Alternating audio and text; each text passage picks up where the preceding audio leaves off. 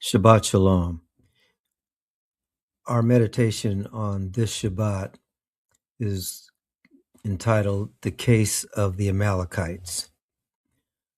There is a very specific reason for us looking at this topic,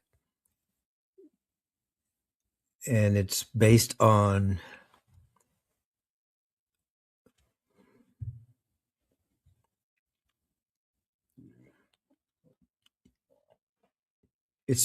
the premise that we are, as human beings, triune in nature.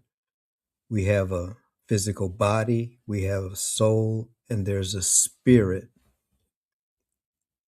that we have also. And when there's separation, that's what death is.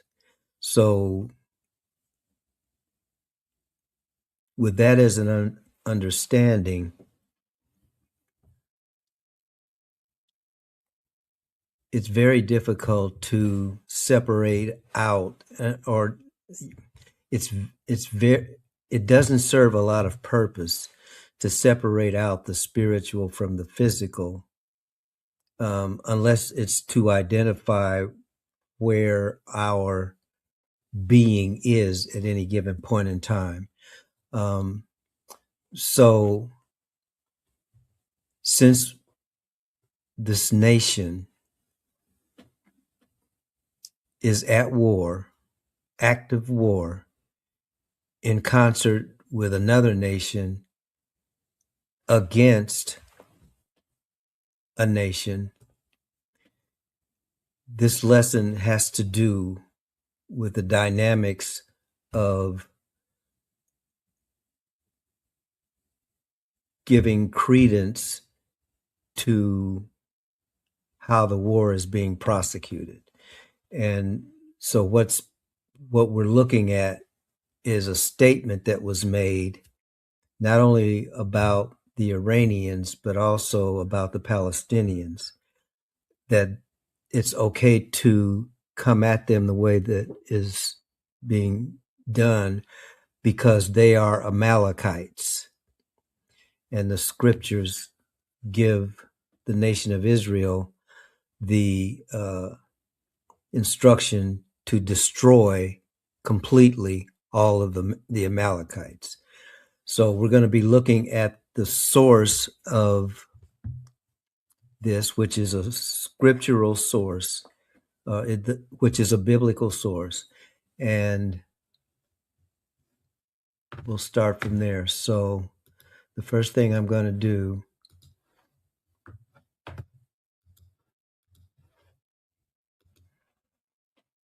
is pull this up, and it's called The Amalekites and Israel, Past and Present.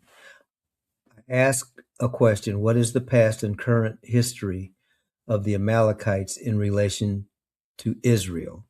So these are the responses that I got.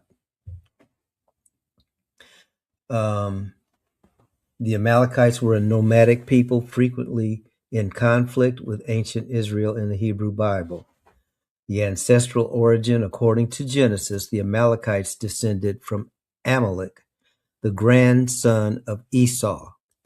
Genesis 36:12, Amalek was born to Eliphaz, son of Esau. Because of this, the Amalekites were distant relatives of the Israelites. The first conflict with Israel is found in Exodus 17, 8 through 16, but I would suggest to you that since they are the descendants of Esau, the first conflict was in the womb when Esau and Jacob were fighting for who was going to come out first and get the blessing. But in any case, in Exodus 17, this is the case where Moses stood on a hill holding the staff of the Most High. And as long as his staff was held high, Israel was winning the battle. When he lowered his arm, then the Amalekites were winning the battle. And since when he got tired, he had to have assistance to hold his arms up so that the nation of Israel would win. Okay.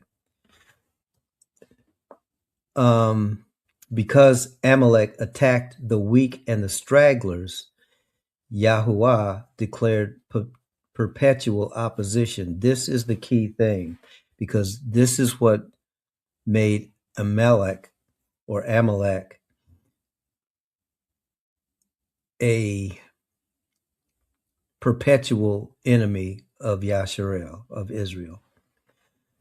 And it says the Lord in Exodus 17:16, it says the Most High will have war with Amalek from generation to generation.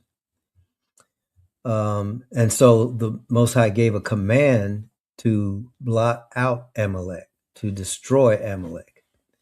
And in 1 Samuel 15, King Saul was commanded to do that, but he did not do that. He spared King Agag, the king of the Amalekites, and that caused big problems. So eventually Samuel had to go in and do what Saul was supposed to have done. The historical fate of the Amalekites outside of the Bible, historical records of the Amalekites are sparse. Most scholars believe that they were a desert tribal confederation living in the Negev, Sinai, and northern Arabia. Over time, they were absorbed into other nomadic groups.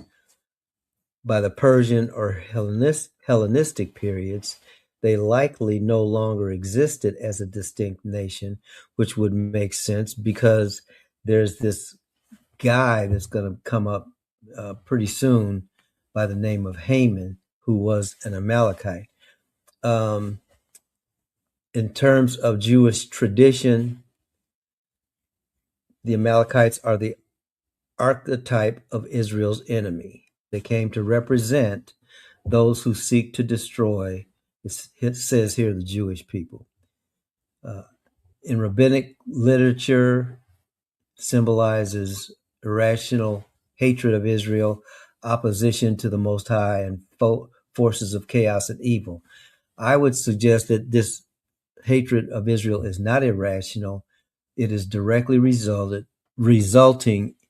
It is the direct result of the hatred between Esau and Jacob, because Jacob got Esau's birthright, and that has been the problem from that point on. If you remember, this is also in line with our larger study about the seed of the serpent and the seed of the woman. Esau or Edom has been identified in our study as a seed of the serpent, and Jacob or Yasharel or Israel has been identified as a seed of the woman. So even though they were twins in the same womb, had the same father, had the same mother, one of them the scriptures describe as the seed of the serpent, the other as the seed of the woman. That is the origin of this conflict between the Amalekites and the nation of Yasharel. Haman, I mentioned Haman. This most likely happened after, as it says here, they likely no longer existed as a distinct nation by the time that the Persian or Hellenistic periods happened. So Haman was actually a part of, where is he? Okay. Haman was actually a part, there he is, of the Persian Empire and was in the king's court. So although he was in Persia, he was not Persian. He was an Amalekite. So some traditions interpret this as Haman being a descendant of Amalek, because his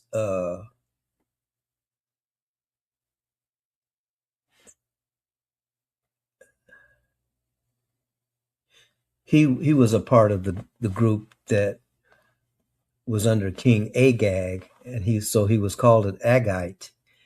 And King Agag was the Amalekite that Saul was supposed to have killed but didn't. Okay, modern references to Amalek in religious or political rhetoric. It may be used to describe enemies of the Jewish people, forces seeking Israel's destruction.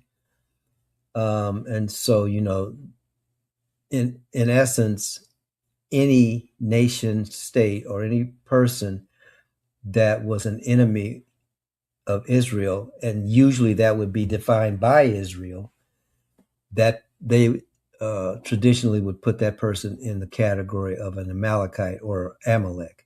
This is important because of what's happening over there now.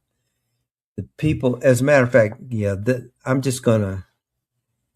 Well, let me mention one other thing, a couple of other things, and then I'll kind of wrap this up. The theological significance, biblically, the children of Amalek were seen as attacking the weak, in other words, attacking the women and children, opposing Yah's covenant people, which were the Israelites, and was in a spiritual struggle between good and evil, which goes back to the seed of the serpent and the seed of the woman. And that's why I'm saying we are, as human beings, triune in nature. Okay. So many Jewish and Christian interpreters see Amalek as both a historical enemy and a symbolic adversary of God's purposes. So the bottom line is, when we hear of the Palestinians or the people in Iran called Persians being called the descendants of Amalek, not only by the government of Israel, specifically the president of Israel, but also born again Christians and some Christian, what do they call them? Messianic Jewish people have said the same thing, but that has to be seen as a symbolic adversary of Yah's purposes. In other words, this is about how Amalek is seen today. So the summary: the Amalekites were a desert people descended from Esau's line. They attacked Israel shortly after the Exodus and became a persistent enemy. Israel fought them throughout the period of the judges and monarchy. They eventually disappeared as a distinct nation. But then in later Jewish thought, Amalek became a symbolic term for those who oppose Israel or Yahuwah. And that's how they should be seen today, as a symbolic term. So there is a teaching on YouTube, actually, that the Father has made a direct correlation, which is why the teaching is that what Israel is doing now is fulfilling prophecy. That's what I'm pushing back at, because in order to fulfill prophecy, it has to be the same people. The people that Israel is in war with now are not the Amalekites, because they historically do not exist in 2026.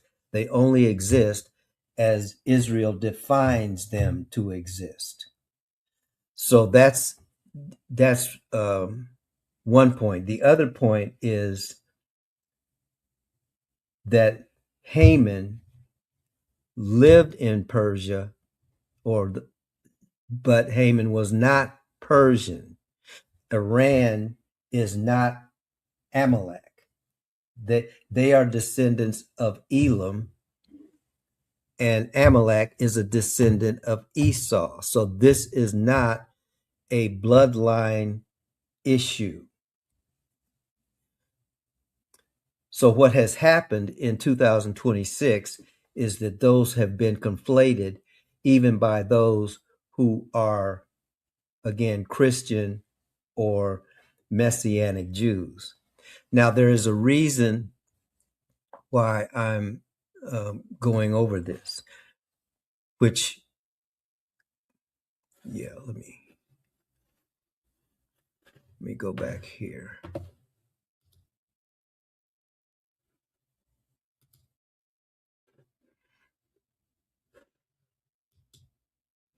Okay. Because the purpose of this meditation is to address this idea of the use of religion, specifically biblical history, in the daily lives of individuals, families, and nations as it relates to modern conflict that we're talking about with these wars. So what we have seen is that this is artificial. This is actually not the case. It's people who are using the Bible to justify the positions that they are taking. Now, that's a common human phenomenon. I'm not saying any more than that. But what I'm saying is when you hear somebody talk about the Palestinians or the Persians being Amalekites, that's in the eyes of Israel, who has chosen to make them enemies. Okay, so anybody who wants to say this is God's doing, I would suggest to you, no, it isn't. So we'll stop there. Father, bless you and keep you. Father, make his face to shine upon you and be gracious to you. Father, lift up his countenance upon you and give you his shalom.